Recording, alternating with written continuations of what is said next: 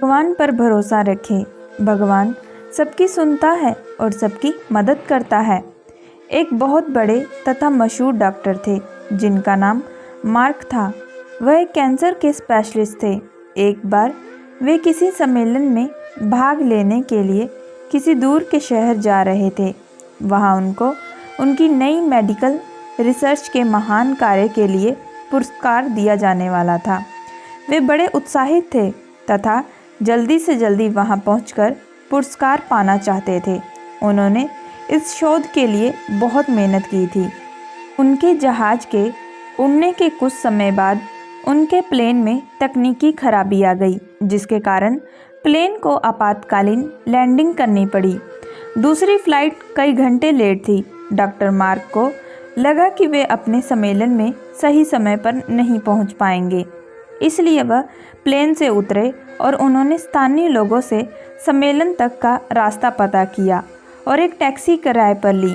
पर उनको टैक्सी तो मिली लेकिन बिना ड्राइवर के, इसलिए उन्होंने खुद ही टैक्सी चलाने का निर्णय लिया। जैसे ही उन्होंने यात्रा शुरू की, कुछ देर बाद बहुत तेज आंधी तूफान शुरू हो गया।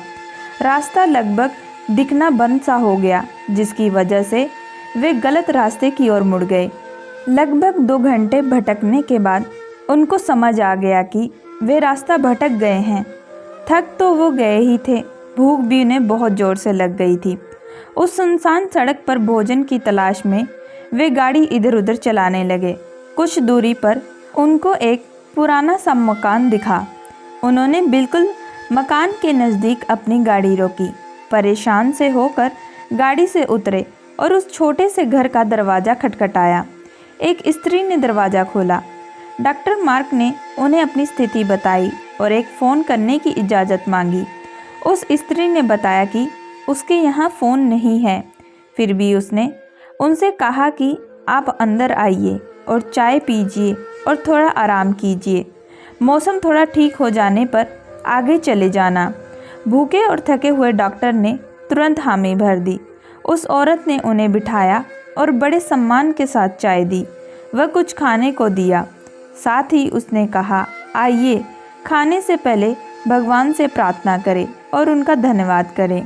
मार्क उस स्त्री की बात सुनकर मुस्कुरा दिए और बोले, मैं इन बातों पर विश्वास नहीं करता, मैं मेहनत पर विश्वास करता हूँ। आप अपनी प्रार्थना कर लें। चाय पीते हुए डॉक्टर मार्क उस स्त्री को देखने लगे जो अपने छोटे से बच्चे के साथ प्रार्थना कर रही थी।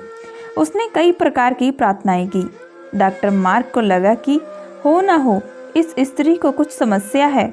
जैसे ही वह औरत अपने पूजा के स्थान से उठी तो डॉक्टर ने पूछा, आपको भगवान से क्या चाहिए?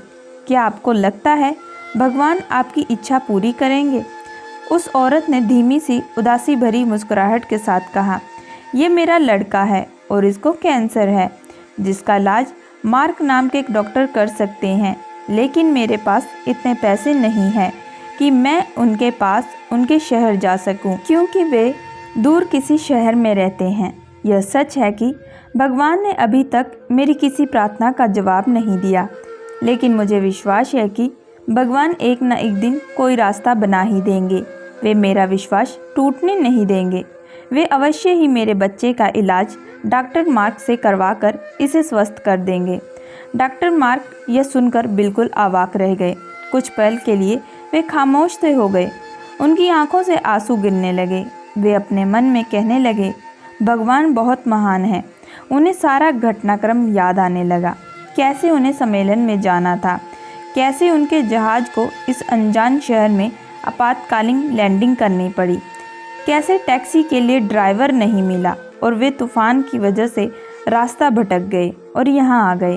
वे समझ गए कि यह सब इसलिए नहीं हुआ कि भगवान को केवल इस औरत की प्रार्थना का उत्तर देना था, बल्कि भगवान उन्हें भी एक मौका देना चाहते थे कि वे भौतिक जीवन में धन कमाने, प्रतिष्ठा कमाने आदि से ऊपर उठें और असहाय लोगों की सहायता करें। उन्होंने उस स्त्री को सच्चाई बताई और उसके बच्चे का इलाज करके उसे बिल्कुल स्वस्थ कर दिया और वे असहाय और गरीब लोगों का भी इलाज फ्री में करने लगे। ये कहानी हमें 2 सीख देती है। एक तो ये कि हमें कभी भी भगवान से भरोसा नहीं तोड़ना चाहिए और दूसरा, जितना हो सके हमें दूसरों की मदद करनी चाहिए। दोस्तों, मैं आशा करती हूँ कि आप लोगों को ये कहानी पसंद आई होगी। अगर आप लोगों को ये कहानी पसंद आई है तो प्लीज़ हमारे चैनल को लाइक एंड सब्सक्राइब ज़रूर करिएगा एंड बेल आइकन का बटन ज़रूर दबाइएगा।